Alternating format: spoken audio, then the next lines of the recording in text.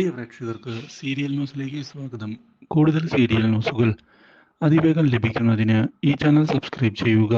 Bell icon മറക്കാതെ click ചെയ്യുക. Video ഇഷ്ടമായി എങ്കിൽ ലൈക്ക് ചെയ്യാൻ മറക്കരുത്. അർച്ചനയെ തോൽപ്പിക്കണമെങ്കിൽ ആദ്യം ചിന്മയിയെ നമ്മുടെ വഴിക്ക് കൊണ്ടുവരണം.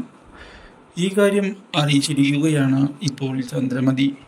അവൾ പറഞ്ഞതിലും കാര്യമുണ്ട് എന്നുള്ള യാഥാർത്ഥ്യം മനസ്സിലാക്കിയതിനെ തുടർന്ന് ഒടുവിൽ ചിന്മയിയെ കാണാൻ പോകാനുള്ള തീരുമാനം എടുത്തുകൊണ്ട് മുന്നിലേക്ക് വരികയാണ് ഇപ്പോൾ അയാൾ.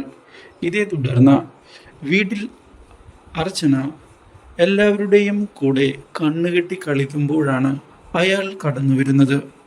ഇതൊന്നും അറിയാത്ത അർച്ചന വിജയശങ്കറിനെ പോയി തൊടുകയും ചെയ്യുന്നു. ഇതോടെ എല്ലാവർക്കും വാശിയായിരിക്കുകയാണ്. വിജയശങ്കർ എന്ന ചതിയനെ ഒരു നിമിഷം പോലും ഇവിടെ നിർത്തരുത് എന്നുള്ള തീരുമാനമാണ് എല്ലാവർക്കും. പക്ഷേ എങ്ങനെ കാര്യങ്ങൾ നടപ്പിലാക്കും എന്നത് ചോദ്യമായി ബാക്കി അവശേഷിക്കുന്നു. ഇത് കാണുന്ന അർച്ചന, എന്തിനാണ് നിങ്ങൾ എൻ്റെ വീട്ടിലേക്ക് വന്നത്?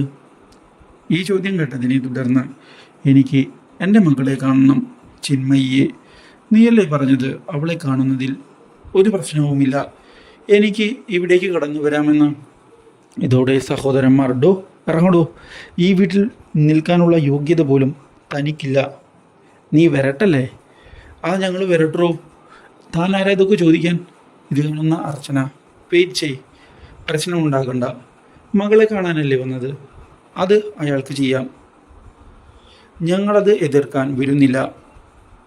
ഇതോടെ ചിന്മയിയെ ചെന്ന് കാണുന്ന വിജയശങ്കർ ചിന്മയിയോട് സ്നേഹത്തോടെ പെരുമാറുകയാണ്.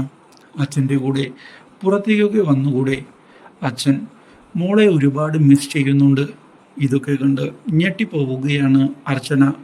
പക്ഷേ ഇതെല്ലാം അയാളുടെ തന്ത്രമാണ് എന്നുള്ള സത്യവും അർച്ചനയ്ക്ക് ഇതിനിടയിൽ മനസ്സിലായിരുന്നു.